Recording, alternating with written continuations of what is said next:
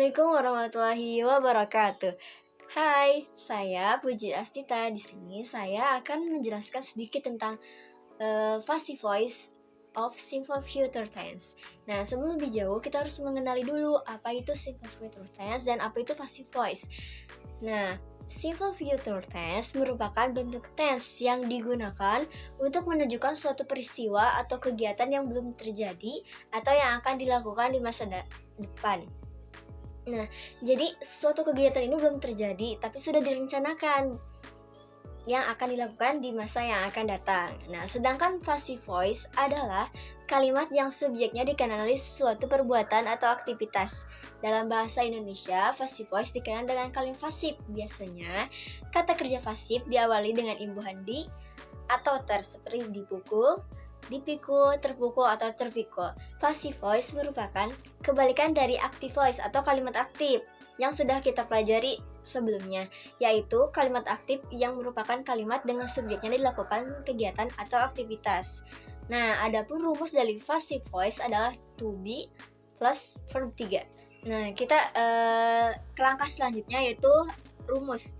Nah, untuk rumus passive voice yaitu to be plus verb 3. Nah, jadi setiap passive voice menggunakan verb 3 ya. Nah, untuk rumus passive voice of simple future tense, to be-nya itu menggunakan will plus be. Nah, karena kan to be untuk passive voice itu berbeda-beda. Nah, simple future tense ini menggunakan to be-nya will plus be sehingga dapat diperoleh rumus pasif untuk simple future tense. Nah, untuk kalimat positif yaitu rumusnya subject plus will plus be plus verb 3 plus by plus object. Nah, untuk kalimat negatif rumusnya subject plus will plus not plus be plus verb 3 plus by plus object. Jadi seperti biasa, kalimat negatif itu ada ditambahi not. Nah, untuk kalimat interrogatif atau kalimat tanya yaitu rumusnya will plus subject plus be plus verb 3 plus by plus object. Nah, kita lanjut ke contoh.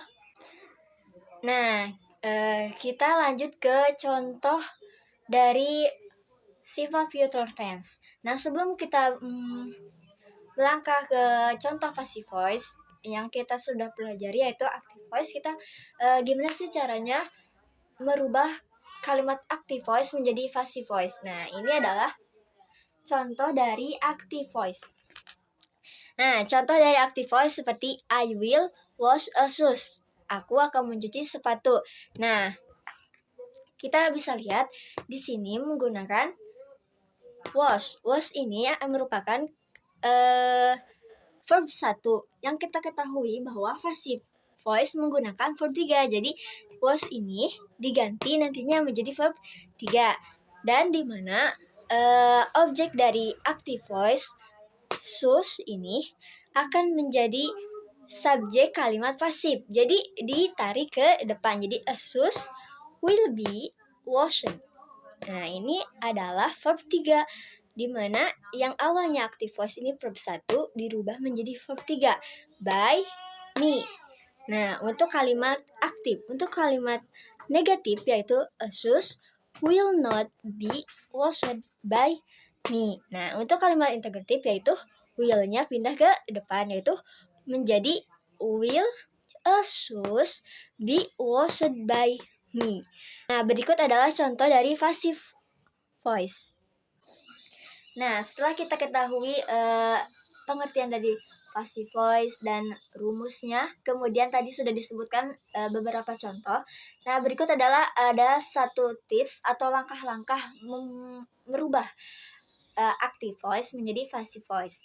Yaitu yang pertama yang harus kita ketahui yaitu ketika letak objek kalimat aktif di awal kalimat pasif. Nah, jadi objek kalimat aktif itu menjadi subjek kalimat pasif yang sudah tadi dijelaskan. Kemudian yang kedua yaitu jika dalam kalimat aktif tidak ada to be, maka to be sesuai dengan subjek dalam kalimat pasif tersebut dan yang sesuai dengan bentuk tense-nya, yaitu to be tense simple future adalah will plus be. Nah, kemudian yang ketiga yaitu letakkanlah kata kerja utama dari kalimat aktif sesudah to be dalam bentuk past participle. Kemudian yang keempat yaitu letakkanlah preposition by sesudah kata kerja utama dalam kalimat pasif sebelum subjek. Nah, sekian yang saya dapat sampaikan. Mohon maaf jika banyak kesalahan. Wassalamualaikum warahmatullahi wabarakatuh. Bye.